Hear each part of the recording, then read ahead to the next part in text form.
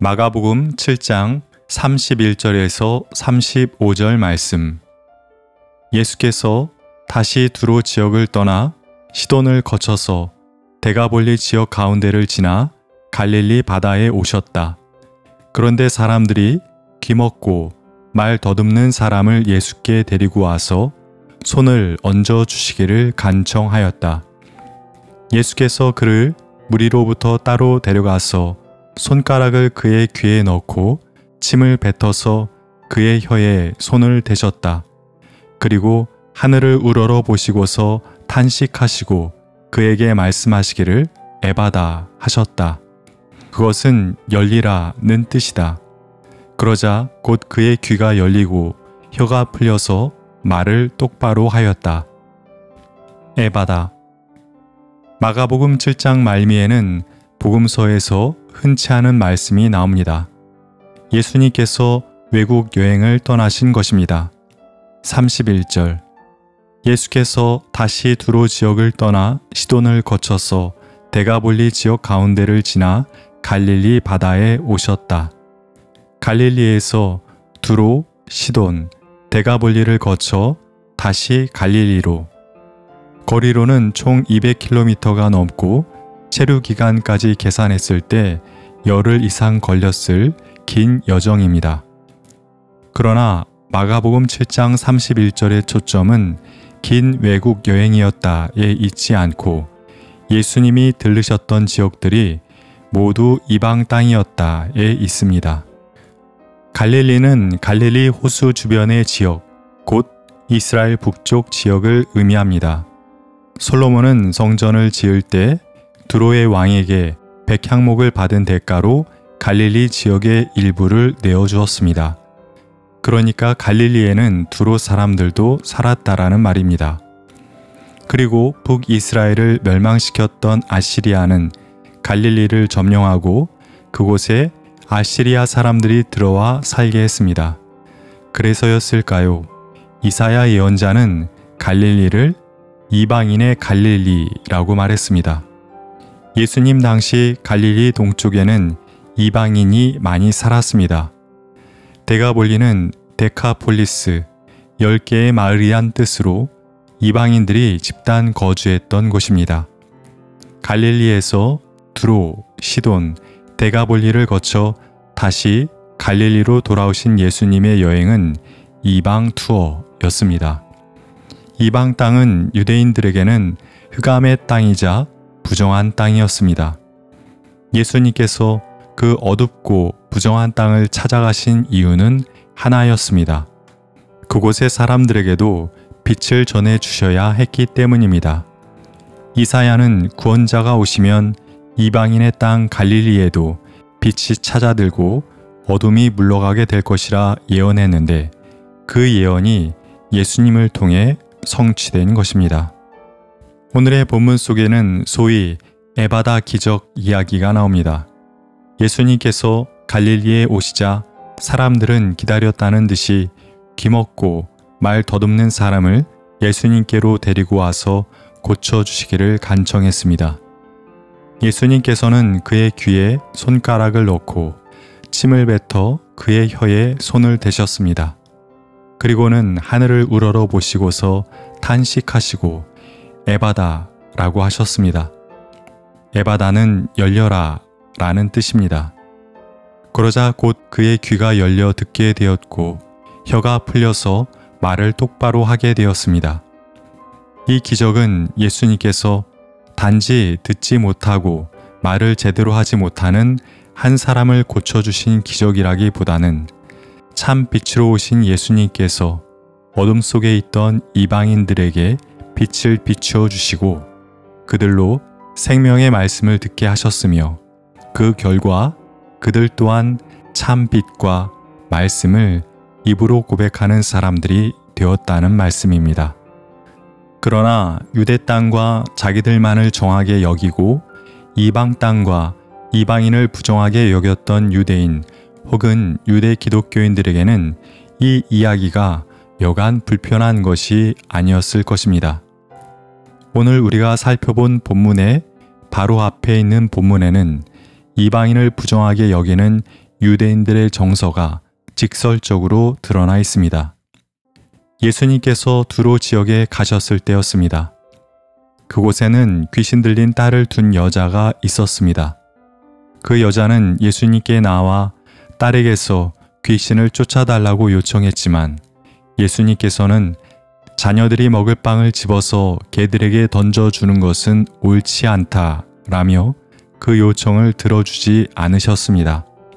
간절한 요청을 거절하신 예수님의 모습도 충격이지만 이방 여인을 개라고 무시하신 것은 더 큰 충격입니다. 개 취급. 이것이 그 당시 유대인이 이방인을 대하는 기본 자세였습니다. 그러나 여인은 물러서지 않고 예수님께 이렇게 말씀드렸습니다. 주님, 그러나 상 아래에 있는 개들도 자녀들이 흘리는 부스러기는 얻어먹습니다. 여인은 예수님 앞에서 자신을 한껏 낮추는 동시에 예수님께 대한 큰 믿음을 드러내 보였습니다. 여인의 요청에 대한 예수님의 거절과 여인에 대한 예수님의 무시는 오히려 예수님께 대한 이방 여인의 믿음을 크게 도드라지게 만들어 주었습니다. 여인에게는 거절과 무시를 넘어서는 예수님을 향한 큰 믿음이 있었습니다. 믿음에 있어서는 유대인과 이방인이 차이가 없을 뿐 아니라 이방인의 믿음이 유대인의 믿음보다 더 클 수 있는 것입니다. 이방인은 더 이상 어둠 속에 놓여 있지 않고 부정하지도 않습니다. 빛 앞에 모든 인간이 평등하듯 믿음 앞에 유대인과 이방인이 평등합니다. 두로 여인의 믿음에 대한 말씀과 에바다의 기적 이야기를 통해 마가는 이를 천명해 주었습니다. 그러한 맥락에서 보자면 마가복음 7장의 에바다 기적은 한 이방인의 닫힌 귀와 닫힌 입을 열어주신 말씀만이 아니라 이방인에 대해 닫힌 마음을 가지고 살아가는 유대인과 유대 기독교인을 향해 너희의 닫혀있는 마음을 이제는 에바다, 그만 열어야 하지 않겠느냐 외치시는 주님의 말씀일 수 있습니다. 예수님은 닫힌 문을 여는 자로 사셨습니다.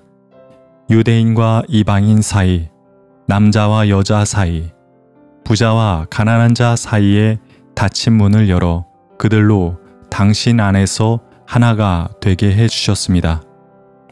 그러나 예수를 그리스도로 믿는다 말하면서도 닫힌 문을 여는 자가 아니라 열려있는 문을 닫는 자가 너무 많습니다. 그릇된 편견과 선입견에 사로잡혀 사람과 사람 사이에 커다란 차별과 분열의 장벽을 만드는 그리스도인이 너무 많은 것입니다. 영화 미션의 한 장면이 떠오릅니다. 18세기 남미 밀림 속에 살던 과라니족이 예수의 선교사들의 선교를 통해 믿음을 갖게 되었습니다. 포르투갈은 과라니족을 노예로 부리며 막대한 수익을 올리고 있었고 그들을 보호하고자 하는 예수의 선교사들과 마찰을 빚었습니다. 이를 중재하기 위해 교황청에서는 추기경을 파견했습니다. 한 과라니족 아이가 추기경 앞에서 아름다운 음색으로 아베 마리아 찬양을 불렀습니다. 그러자 추기경은 포르투갈의 총독에게 이렇게 물었습니다. 어째서 이 아이를 짐승이라 부르는 것이오? 이에 포르투갈의 총독은 이렇게 답했습니다. 앵무새도 가르치면 노래할 수 있습니다. 가라니족은 밀림에 사는 동물입니다. 목소리만 인간을 닮은 것이지 인간이 아닙니다. 그들은 칼과 채찍으로 다스려야 합니다. 그 포르투갈 총독 또한 기독교인이었습니다. 눈이 다치고 귀가 다치고 마음이 다친 기독교인. 예수를 믿는다 하면서도 여전히 눈을 닫고 귀를 닫고 마음을 닫고 사는 우리들에게 주님께서 에바다라고 외쳐주시길, 그래서 우리가 진정 보아야 할 것을 보고 들어야 할 것을 들을 수 있길 소망합니다. 그렇게 우리의 닫힌 눈과 귀와 마음이 열릴 때 우리는 진정한 빛을 볼 수 있을 것이며 그 빛이 우리를 둘러싼 어둠, 전쟁과 폭력과 같은 어둠을 몰아낼 것입니다. 그 옛날 갈릴리에 살던 귀먹고 말을 제대로 하지 못하던 이에게 에바다라고 말씀해 주셨던 주님, 오늘 우리를 향해서도 에바다라고 외쳐 주십시오.